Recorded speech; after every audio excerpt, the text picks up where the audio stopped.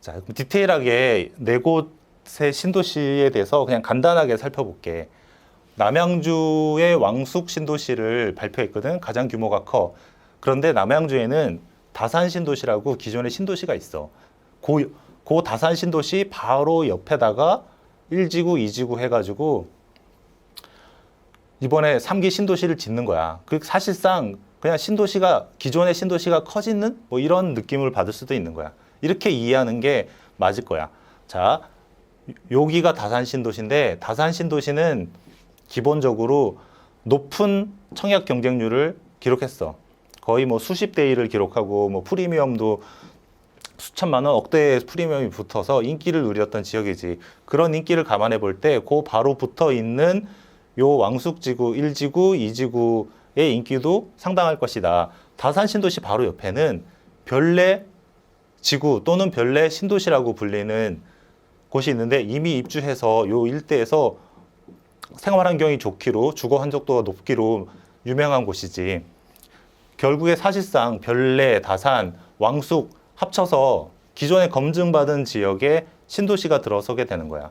게다가 그런 검증된 신도시 입지도 좋은데 여기에 수도권에서 핫한 GTX라는 광역 급행 철도 B 노선의 역사를 짓겠다는 거야.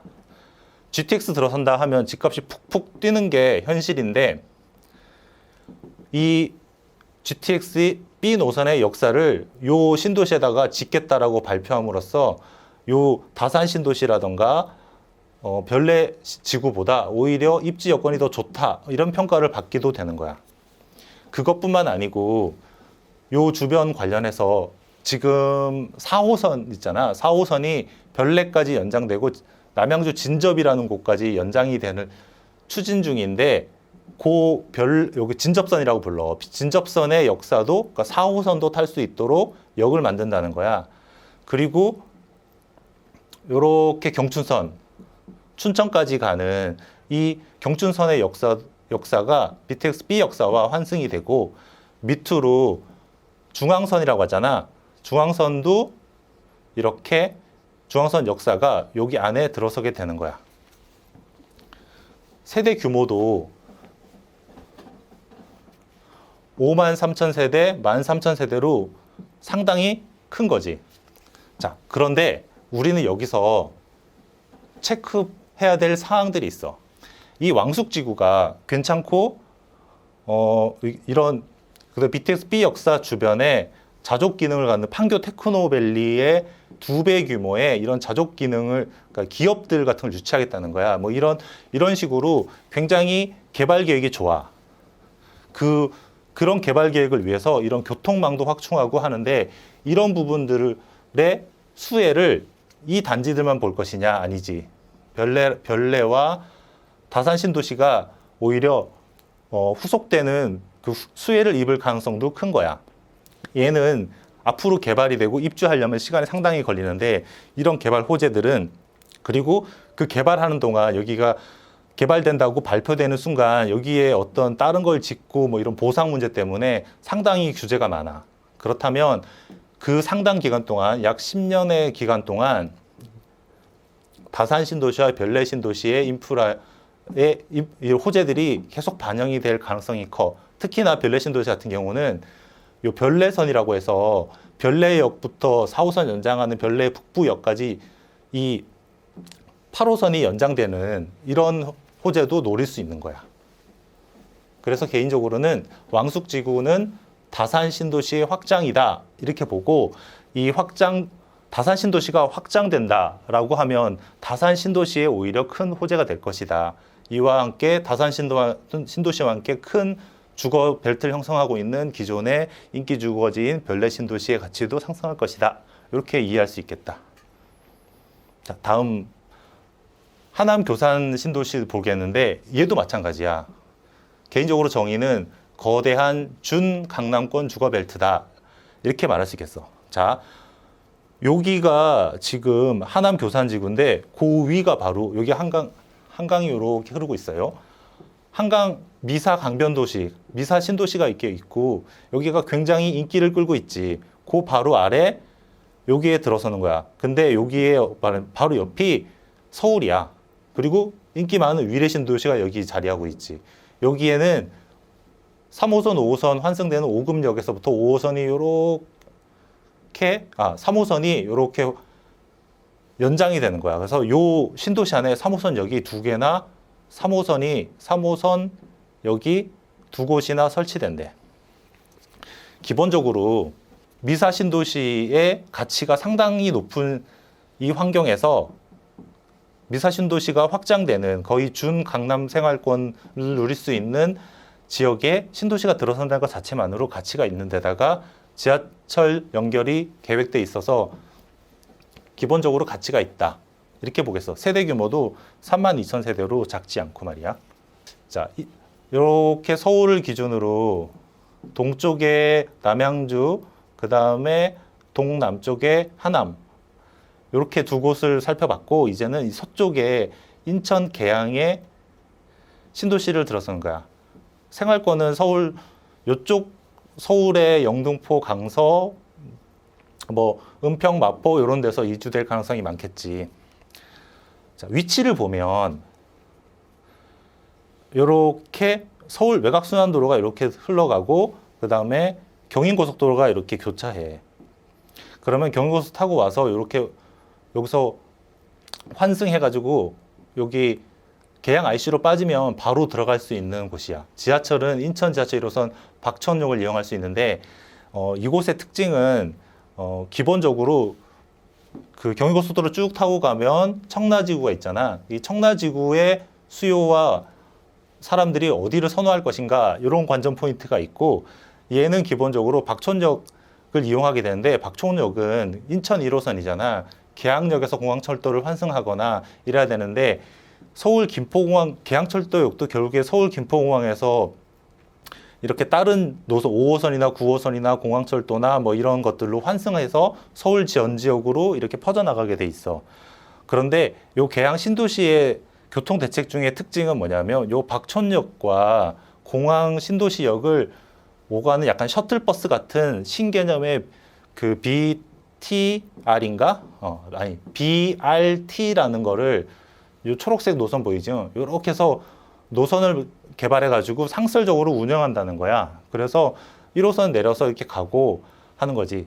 그리고 차량을 이용해서는, 자, 여기에 보면 인천공항철도가 이렇게 해서 서울 올림픽대로랑 이렇게 만나. 그런데 여기에 공항고속도로를 이용할 수 있는 IC를 신설하겠다는 거야.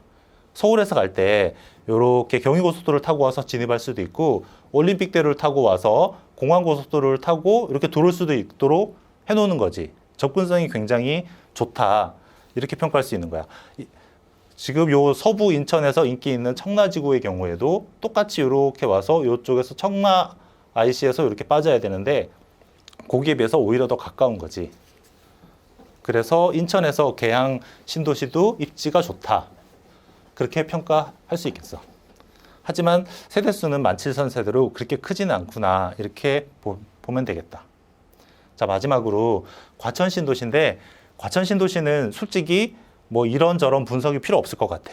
바로 옆이 우면지구라서 우면 힐스 아파트라고 들어서 있는데, 그냥 바로 서초구에 붙어 있는 과천의 그냥 신도시라고 보면 돼. 규모는 상당히 조그만해서 여기를 신도시라고 부를 수 있을까라는 의문도 들지만, 어쨌든 규모와 입지 이런 부분들을 굳이 따질 필요 없이 그냥 약 7,000세대 규모의 이런 미니 신도시긴 하지만, 그냥 문제는 가격일 뿐, 그냥 사실상 강남이다. 그리고 살기 좋은 과천에 위치해 있다. 이걸로 솔직히 더 설명할 필요가 없지 않을까? 그런 생각이 든다. 개인적으로 내 개인적인 선호는 과천이 1순위, 그 다음에 하남이 2순위, 남양주가 3순위, 인천 계양이 4순위 이렇게 되겠다. 아마 많은 사람들도 이렇게 가치를 평가하지 않을까 싶어. 자, 그러면 각 신도시에 대해서 살펴봤고, 그러면 다음으로 신도시 대체 그러면 언제 우리가 그 집을 살 수 있어? 이렇게 보는데, 자, 우선은 이렇게 계획을 발표를 하면 계획을 발표를 하면 그 정부에서나 아니면 공사 같은 데서 추진돼서 그 땅을 사야 되잖아. 땅을 사서 택지를 이렇게 만들어야 거기다가 집을 짓는 거잖아. 땅을 사려면 이거를 보상을 해줘서 구입을 해야 돼. 그거를 이제 시작한다는 거지. 그런 기간을 따져보면 지금이 2018년, 사실상 19년부터 시작을 하면 2년 정도 걸린다고 치고 2021년부터 택지를 조성 완료를 하고 여기에 아파트를 짓고 분양을 시작할 수 있겠다라고 얘기를 하는데, 이 분양이 2021년에는 5천 세대밖에 안 되는 거야. 그리고 2022년에는 2만 세대, 그리고 23년에 5만 세대, 8만 세대, 14만 5천 세대로 축소했는데 사실상 아직 한참 남았다. 약 10년 정도 남았다. 이렇게 보면 되는 거지. 신도시의 경우이고, 그 다음에 그 소규모 택지라고 있잖아. 아까 말했듯이 어떤 공원, 개발되지 않은 공원 부지를 이용한다던가 아니면은 철도 부지를 이용해서 뭐 집을 짓거나 뭐 이런 식으로 소규모 택지는 2000년부터 공급할 수 있겠다라고 얘기하는 거야. 2000년부터 공급하는데 실질적으로 제대로 공급되는 거는 2025년 이후가 되겠다. 그러니까 사실상 계획은 발표했지만 이게 가시권에 들어오려면 상당한 시간이 걸리고, 이 개발하는 동안, 그리고 이 개발을 위해서 뭐 교통 관련된 추진을 하는 동안 그 주변 지역들이 수혜를 볼 가능성이 크다. 이렇게 이해할 수 있겠어. 언제 분양됐고 어디에 분양됐는지까지 살펴봤잖아. 그러면 이게 입지도 좋고, 그리고 공공택지로 인해 가지고 분양가 규제도 상당할 거야. 분양가 상한제 또는 뭐 분양가 뭐 승인, 그 다음에 뭐 이제 분양 보증 할 때 또 한 번 뭐 분양가에 대한 규제, 뭐 이런 식으로 분양가를 상당히 규제할 거란 말이지. 왜냐하면 이렇게 집값 안정을 위해서 공급하는 건데, 분양가를 입지가 좋다고 막 그 좋은 입지에다가 플러스 프리미엄까지 반영해 가지고 책정을 하면 집값을 너무 띄우는 효과가 있잖아. 그래가지고 규제를 하고 규제를 하는 만큼 가격이 낮아질 거야. 그러면 이 실질적인 가치는 이만큼인데 요 현실적인 가격으로 분양을 하면 이만큼의 시세 차익이 기대되겠지. 요만큼의 시세 차익이 억대가 될 수도 있고 수천만 원이 될 수도 있는 거야. 이런 부분들 때문에 로또 아파트가 될 가능성이 있다. 당첨된다면은 굉장히 큰 경제적인 이득을 기대할 수 있겠다. 이렇게 예상이 되는 거지. 그래서 정부에서도 그런 걸 막기 위해서, 자, 이번 신도시에는 공공 임대를 35% 이상 짓겠다고 하는 거야. 구체적인 거는 지자체와 협의해서 각 신도시마다 달라지는데, 기본적으로 공공 부분의 역할이 굉장히 크다. 특히나 임대 아파트의 공급 물량이 상당하다. 이렇게 이해할 수 있겠고, 또 하나는 자, 분양가가 상한제 적용될 것이고, 그 다음에 여기가 수도권 공공 택지잖아. 그리고 공공 분양의 경우에 분양권 전매 제한이 기존에 최대 6년이었거든? 근데 최대 8년까지 늘었어. 그러니까 집을 계약을 하고 8년 동안 팔 수가 없는 거야. 보통 2년, 3년 뒤에 입주하잖아. 그렇게 따져보면 입주 이후에 5년까지도 팔 수 없는 뭐 그런 강력한 규제가 적용이 되는 거지. 그리고 이 집을 계약한 사람은 이 8년을 보유하고 있는 동안 무조건 최대 5년까지는 들어가 살아야 돼. 그냥 내가 그냥 투자 목적으로 나는 서울 뭐 어디 뭐 강남이나 뭐 이렇게 도심, 여의도 같은 데 도심에 살면서 그냥 사놓겠어. 이렇게 해서 안 되는 거지. 가서 살아야 되는 의무 기간이 존재하는 거야. 그리고 이 분양이 이루어지기 전에 이 개발될 땅에다가 보상을 받기 위해서 뭘 짓거나 어떻게 팔거나 하면서 그 프리미엄을, 개발에 대한 프리미엄을 이렇게 회수해가는 사람들에 대해서는 모니터링을 강화하고, 그래서 개발 행위를 제한하기까지 하겠다. 뭐 이런 강력한 규제를 해서 그 개발에 따른 이익을 투기 세력이 가져가지 못하도록 막겠다. 그리고 실거주자들도 이런 상당한 제약이 적용될 예정이니까 감안하면 좋겠다. 하는 거지. 그럼에도 불구하고 경험상 이런 걸 감수하고서도 당첨되면 좋다. 그럴 만한 입지적인 가치가 있는 곳이다. 이렇게 판단할 수 있겠다. 그리고 더 중요한 게 신도시 이렇게 짓겠다고 했는데 여기를 교통망으로 이렇게 연결하겠다 했어. 거기 핵심이 GTX인 거야. GTX 하나만 개발된다고 해도 기존 아파트들도 집값이 들썩들썩 하거든. 그런데 그 GTX A, B, C를 이렇게 표로 만들어가지고 이렇게 개발하겠다라고 국토부에서 공식적으로 발표를 한 거야. 근데 좋아. GTX 중에 삼성동을, 서울 삼성동, 강남의 삼성동을 기준으로 파주, 일산 이렇게 그 다음에 동탄까지 연결되는 이 노선이 A 노선인데 A 노선이 가장 핵심 지역을, 사람이 많은 지역을 지나고 사업 수진 촉도도 빨라. 그만큼 사람 많은 지역을 관통하기 때문에 타당성이 있다 이렇게 보는 거지. 그래서 타당성도 통과했고 해서 사업성이 빠른데 올해 말에 착공이 들어간대. 그 다음에 C 노선은 2019년 초, 내년 초에 이제 기본 계획을 착수한대. 아직 착공까지 한참 남았다는 얘기잖아. 그런데 더 한 거는 B 노선 같은 경우에는 아까 남양주로 연결된다고 했잖아. 아직 예비 타당성이 완료되지 않은 거야. 그러니까 내년에 이 타당성 검토를 마치겠다는 거야. 그런데 이 타당하지 않다고 나오면 어떻게 되는 거지? 뭐 물론 타당하지 않다고 나오면 또 다시 뭐 보완해서 뭐 하고 그래서 계속 시간이 더 걸리더라도 결국에 되는 모습을 보이는 게 보통이지만 이런 상태에 있는 계획 정말로 어떤 페이퍼 상에 있는 계획만으로 발표되는 것 자체가 좀 약간 투기 심리를 부추긴다 이런 비판을 피할 수 없는 것 같아. 근데 신안산선이라 신분당선 그다음에 별내선 연장, 3호선 연장, 그다음에 한강선 등 굉장히 핵심적인 알짜 노선들을 개발하겠다. 그다음에 적용하겠다. 이렇게 하는데 기존에 얘기됐던 것들을 약간 종합한 걸로 해석할 수 있어. 뭐 특별히 달라진 내용은 없고 기존의 것들을 현재 어떤 상황인지 정리해서 발표했다고 보면 돼. 그런데 재밌는 것은 신안산선이라던가 신분당선이라던가 별내선이라던가 그다음에 한강선, 한강신도시를 연결하는 선이라던가 위례 트램이라던가 7호선 연장이라던가는 이번 3기 신도시라기보다는 그냥 기존의 2기 신도시의 교통대책이라고 보면 될 것 같아.